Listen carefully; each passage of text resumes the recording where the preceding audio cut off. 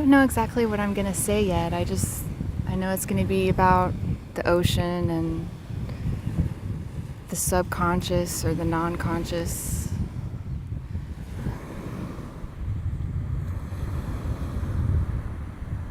I wanted to come out at sunrise and be with the water.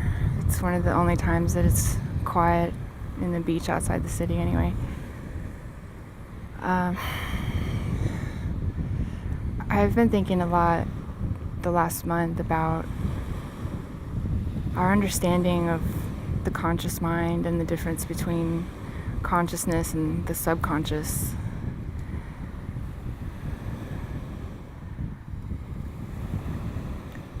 And earlier in my journey, I used to think that consciousness was the end of what we are. It was the totality of our spirit awareness and our soul, and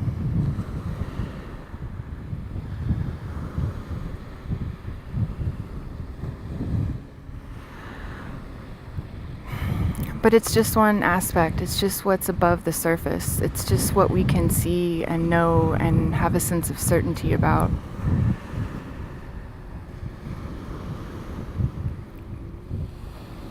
And the conscious mind is kind of the facet of our mind that is most hijacked. It's most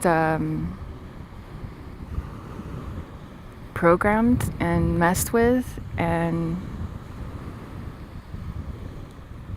a lot of people don't even drive their own conscious mind. So in the absence of a driver, there is a whole culture full of cues to help you direct your life right into the ground.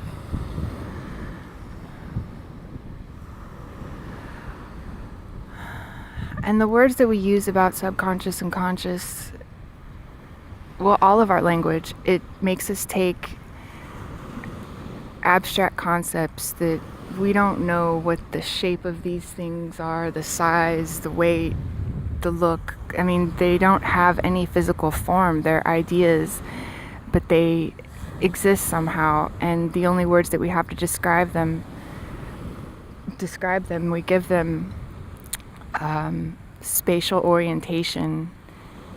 We give them like a location and here or there, or bigger than or smaller than, underneath and over that, like the subconscious is underneath the conscious. Well, I mean, not really. That's just how we describe it, because that's how we comprehend things, is spatially. With the spatial awareness around us. Is it in us or outside of us? Is it in front of us or behind us? And then the duality, is it good or bad?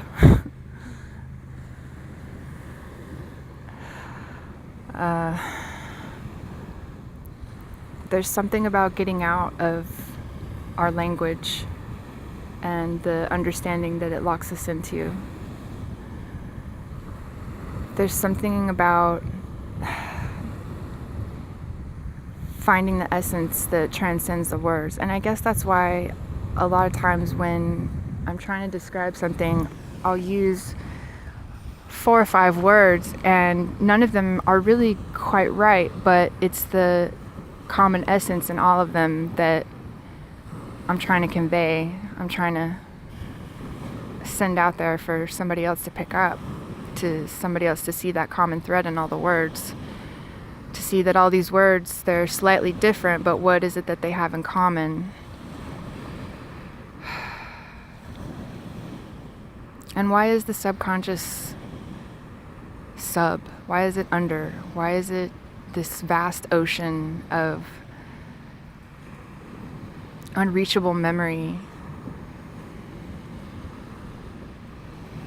Maybe it's full of memories that we wouldn't want to experience, but I don't think that it's just the bad memories it keeps. I think it's got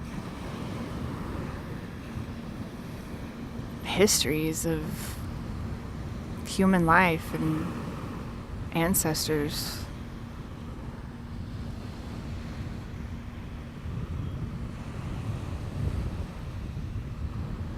I know that for me, there is no certainty. Anything that I thought I had certainty about, once I really honestly investigated that without fear, I could really see that there is no certainty. There are people that will promise it and sell it, that'll make a business out of writing a narrative that's comforting, that feels like it has certainty in it. But the awareness that there is no certainty about anything we say we know about life, I wasn't able to accept that until I could let go of the fear and let go of the old perspective that needed some kind of certainty, that needed to know that somebody knew what was going on, somebody was in charge, somebody knew the real story.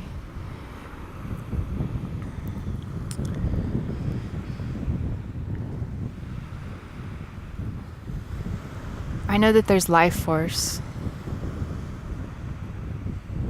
and I know that there's some kind of machine or system or game, even some kind of responsive field.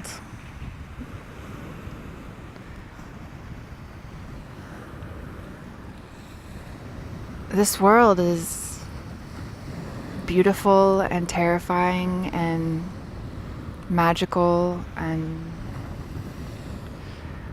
mysterious and brutal. And nature has a lot to teach us if only our minds could quiet down enough and pay attention. They really don't anymore.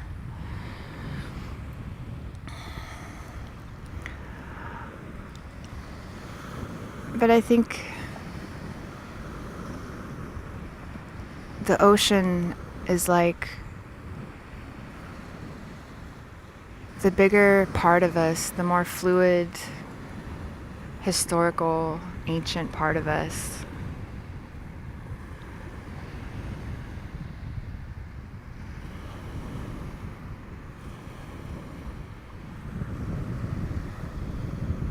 Maybe some of us have ancestors that even come from ocean beings. Who knows?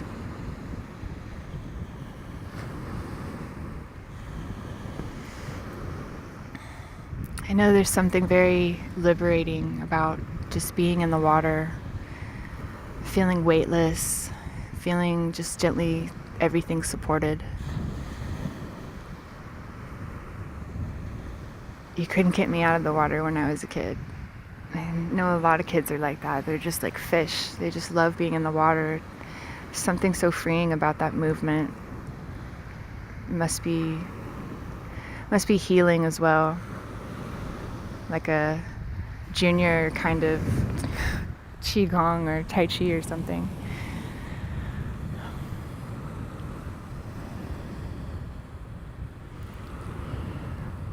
But back to the idea about the conscious mind. For me, it's everything that's above the huge ocean. It's everything else, and just how same as how the Earth is around 70% water, the human body is around 70% water. And the fluid of the body is kind of like the river of life. The hydration of the body and the purity of the body is what keeps the river moving, keeps things clean, keeps things balanced.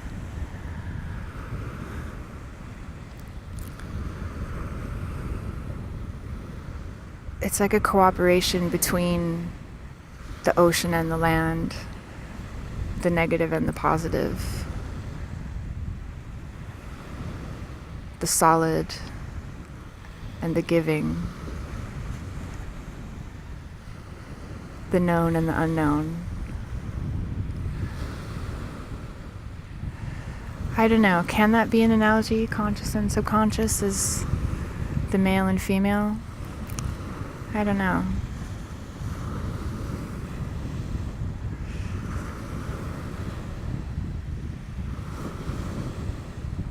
Both land and sea have both gender qualities.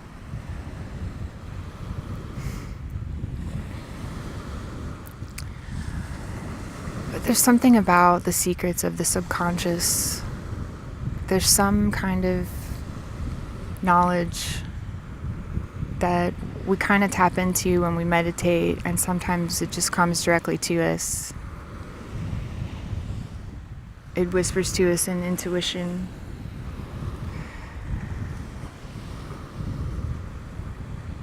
Maybe it even allows us to register the sensations in our body that are sending us a message. But it's the part that knows the secrets. It seems like it's the part that might even know the greater plan. And it's also the part that holds your baggage of memories of experiences that you just choked down and didn't want anything to do with anymore. Not that you even made a conscious choice of wanting them. A lot of times the brain makes that choice for you. Trauma has an energetic resonance. It has a chemical reaction.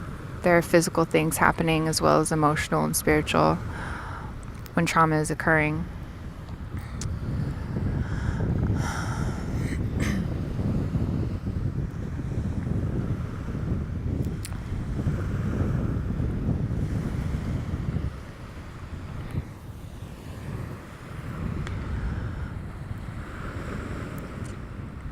I forgot where I was going with that.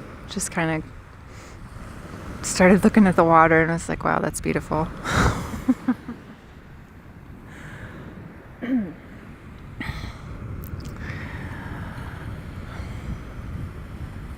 The subconscious keeping the secrets of trauma. That's what I was talking about. It's willing to hold the baggage, and I think that it's capable of holding it in a way that can protect us from it while we need that protection. But it can also let certain things surface when we're ready. We might not feel ready, but the subconscious, with its knowledge of the greater plan and with its higher knowledge of us, maybe it knows when we're ready. And maybe ready means ready to be challenged. Not ready to overcome everything with ease, but ready to face things because you have had some time to realize that there's enough dirt under the rug to be making a big lump, and you keep tripping over it. And it's time to clean that up so you never have to keep looking down, looking out for lumps anymore.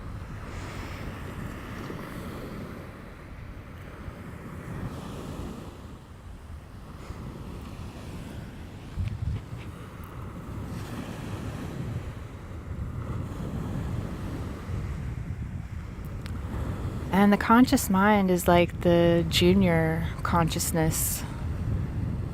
I mean, it's advanced, and maybe it is something that is a product of evolution, or maybe it's a product of interference in design. Julian Jaynes writes about how a lot of what we accomplished as human beings didn't actually require the conscious mind as we know it. And a lot of it didn't even require language. So how we think of the conscious mind as being what evolved humanity into civilized beings, it actually could be the one component of his human awareness that allowed him to be sidetracked into dysfunctional civilizations. And whether it sprouted out of intentional design from interference or from an internal response to worldwide cataclysmic trauma, I don't know. There are lots of different opinions on that.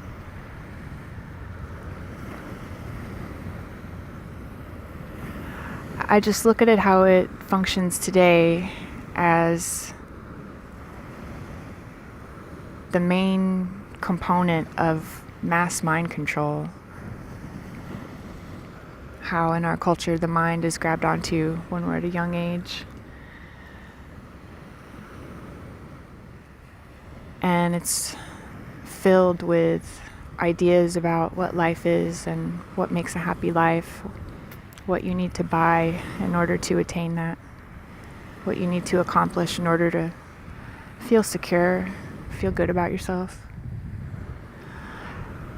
And the conscious mind is overwhelmed with ideas and options that are not coming from the leaders of an organic society, but they're coming from the overlords of a corporate-owned mass control system.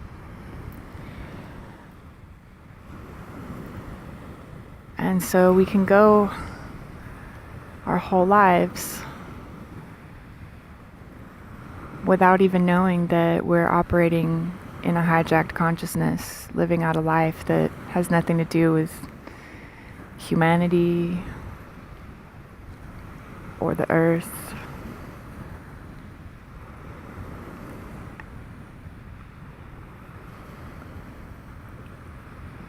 It's the suffering sometimes that wakes people up to realize that there just has to be more. There just has to be more to this existence than what we've been taught and what we've seen, what we've been shown. And some of us can feel it. We feel it poking out of our subconscious. We feel those memories trying to emerge, trying to get us to see that a lot of what we're pulled into in this life, the way that things are, is it's meant to degrade us and diminish our own inner connection to that spiritual essence. It's meant to keep us in a state of hustle. It's meant to fill our minds with worries and unnecessary goals, always chasing a carrot of some kind, always needing soothing of some kind, never really teaching or giving balance, never really offering wholesome things. Now, there obviously are good things, wholesome things out there, but if you look at what gets funded, if you look at what gets celebrated, what's perpetuated by the machine of culture, it's not the wholesome stuff. It's just the few people that are willing to be the change and make the difference and go out into the world and live a role of an activist or just someone with integrity, just trying to make the world a better place. It's not the machine or the system that's doing that. It's letting that happen from time to time. But I think that's just to keep up the appearance that it's attempting to function as a humanitarian system. It's really just the humans that are putting humanity in the system.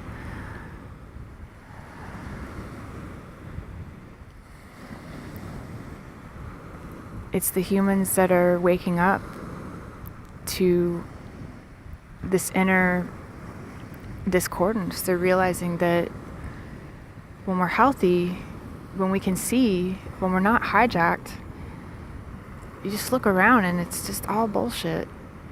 When you realize all the effort that's been put into taking us away from harmonizing with nature, from recognizing the beauty of nature and the beauty of this earth, and how humans are meant to live symbiotically with the earth. We're not meant to rape and mine and dig and strip.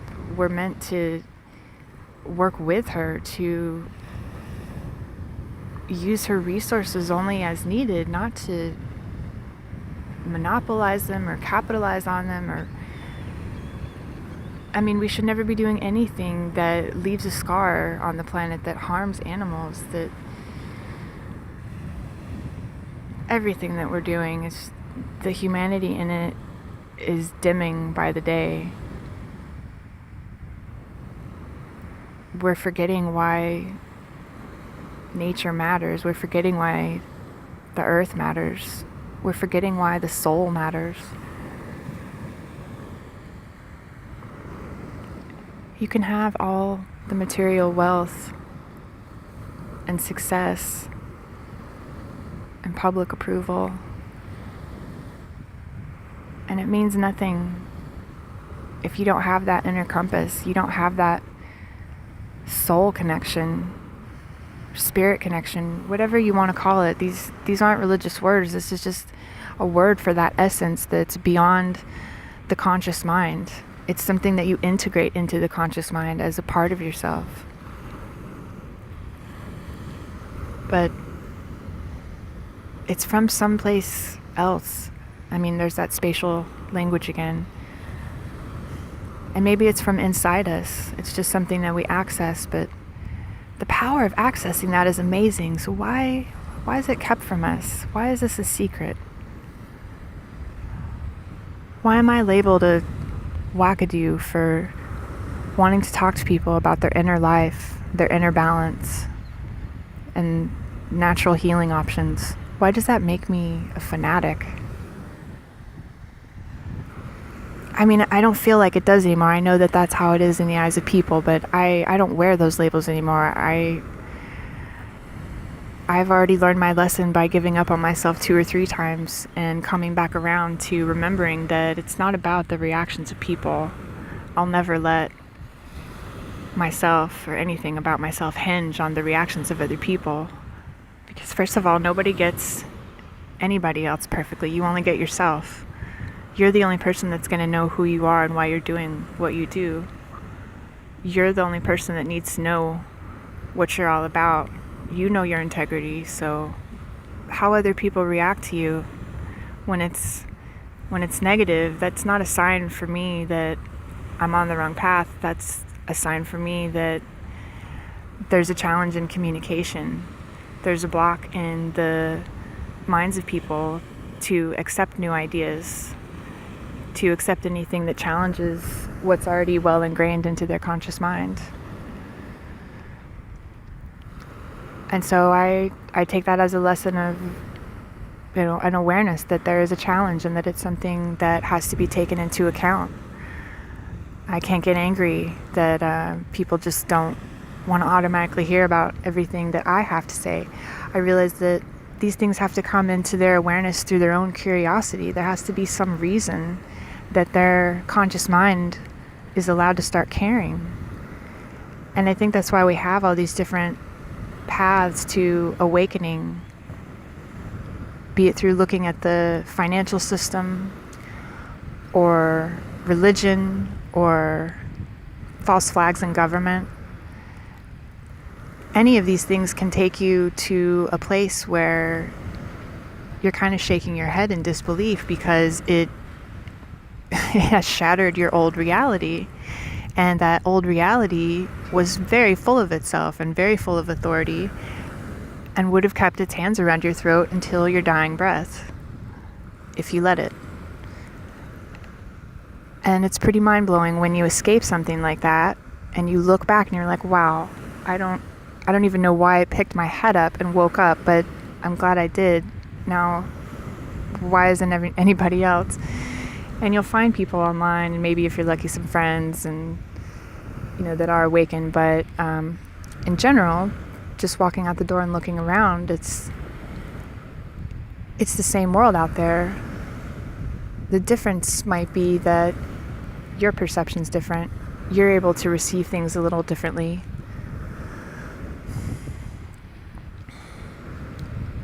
You're a little more open to the uncertainty of subconscious things, just those subtle knowings, subtle senses.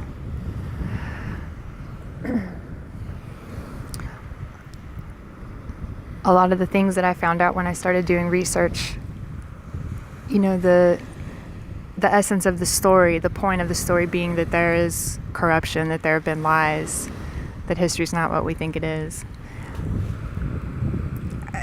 The essence of that I kind of already knew. I didn't know that it was a lie. I didn't know that your whole education could be a lie, but I just knew that this was not the whole story. But I didn't know why I didn't have the whole story. I didn't know why we were so bored and limited and stupid.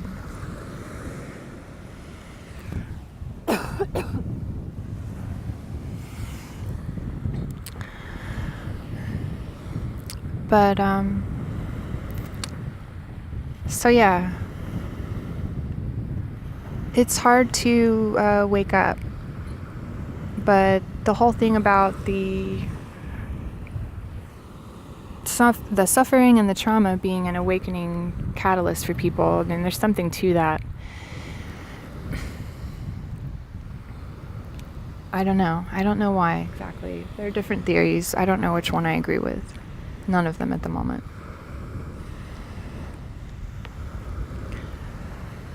I do know it feels good to come out here and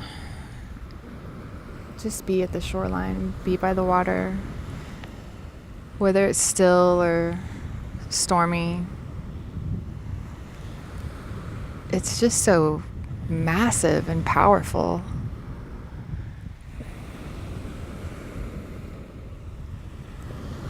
And so full of life. It's like its own planet here. It's like a separate planet hugging us, hugging the earth.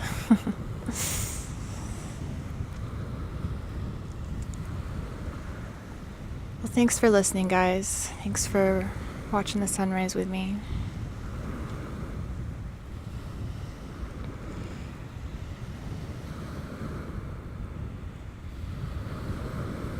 Everybody have a good day.